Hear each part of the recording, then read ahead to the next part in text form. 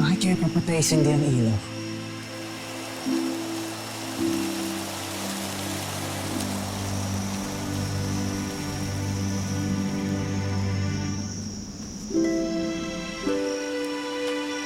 Hindi kaya tatawag ako ng Lewis Swiss?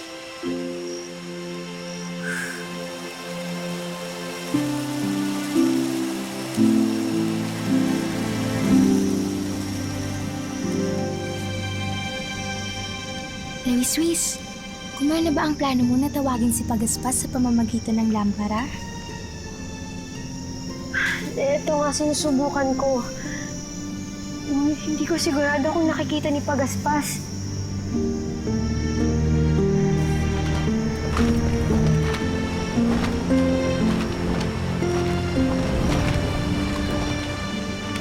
Wiz, Pagaspas, tinawag mo ba ako?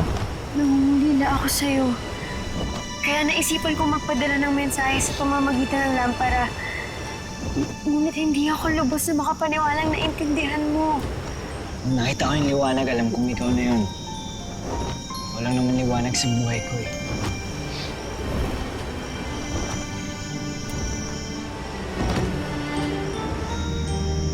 Gas, ano nangyari sa mata mo? Wala, paaway kami sa mga tagapangkat Arkanghel eh. Pero huwag kang mag-alala, hindi naman masakit.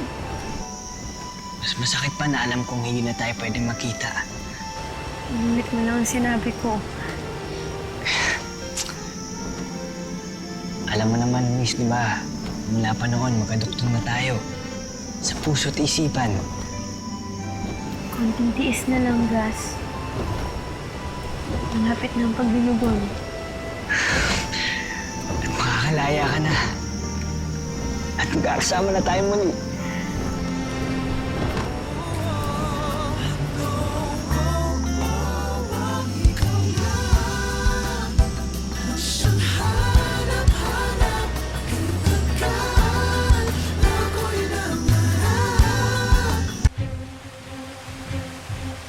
Mga mamamayan ng Avila, nais kong ipakilala sa inyo ang mga maglalaro para sa kampyonato ng Sipakbul. Ang pangkat Arkanghel at pangkat Libero.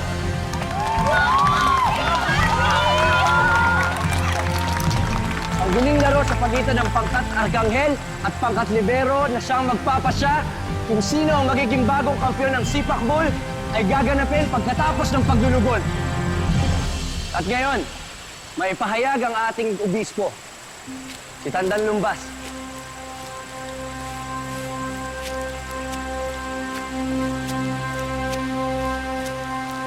Gaya ng ating tradisyon, ang paglulugon ay magaganap sa kabilugan ng buwan.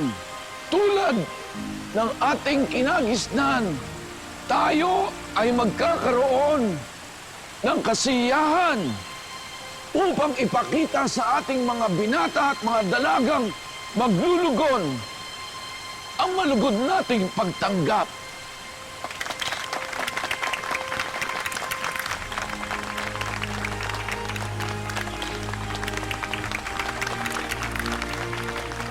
Talaga itong anak ko. Ang gwapo-gwapo mo pa. Oh! Salamat, Nanay Lourdes. Napakasaya ko sa paglulugon dahil makikita ko na ulit sila Wiswis.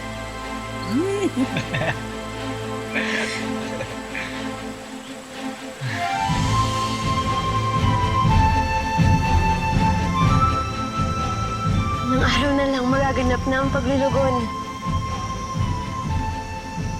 Sa wakas, makakalaya na rin ako dito.